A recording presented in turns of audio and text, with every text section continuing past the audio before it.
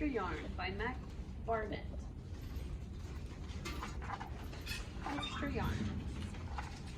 On a cold afternoon in a close little town, where everywhere you looked was either white of snow or the black soot from chimney, Annabelle found a box filled with yarn of every color. So she went home and knit herself a sweater, and when Annabelle was done, she had some extra yarn. So can you see? Okay. So she knit So she knit a sweater for Mars too, but there was still extra yarn. And when Annabelle and Mars went for a walk, Nate pointed and laughed and said, "You two look ridiculous." "You're just jealous," said Annabelle. "No, I'm not," said Nate. But it turned out he was. And even after she'd made a sweater for Nate and his dog, and for herself and for Mars, she still had extra yarn. At school, Annabelle's classmates could not stop talking about her sweater. "Quiet," shouted Mr. Norman. "Quiet, everyone. Annabelle, that sweater of yours is a terrible distraction. I cannot teach with everyone turning around to look at you." "Then I'll knit one for everyone," Annabelle said, "so they won't have to turn around." "Impossible," said Mr. Norman. "You can't." But it turned out she could, and she did, even for Mr. Norman. And when she was done, she still had extra yarn. So she knit a sweater for her mom and dad, and Mr. Pendleton, and Mrs. Pendleton, and Dr. Palmer, and even for little Louis. She made sweaters for everyone except Mr. Crabtree, who never wore sweaters or even long pants, and who would stand in his shorts with the snow up to his knees. "No sweater for me, thanks," said Mr. Crabtree. So she made Mr. Crabtree a hat.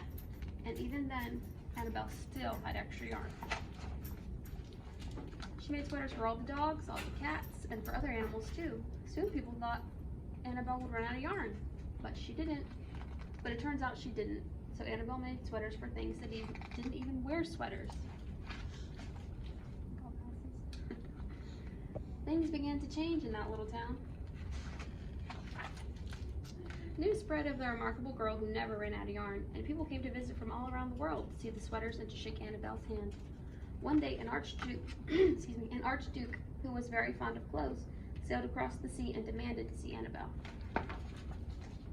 "Little girl," said the archduke, "I would like to buy that miraculous box of yarn, and I'm willing to offer you $1 million. "No, thank you," said Annabelle, who was knitting a sweater for a pickup truck.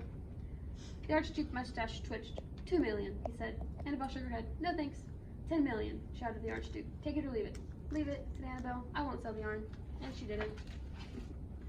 So that night, the archduke hired 3 robbers to break into Annabelle's house, and they stole the box. And it took it to the archduke, who set off across the snow and sailed over the sea. Back to his castle. The archduke put on his favorite song and sat in his best chair, and he took out the box, and he lifted the lid and looked inside. His mustache quivered, it shivered, it trembled. The archduke hurled the box out the window and shouted, "Little girl, I will curse you with my family's curse. You will never be happy again." But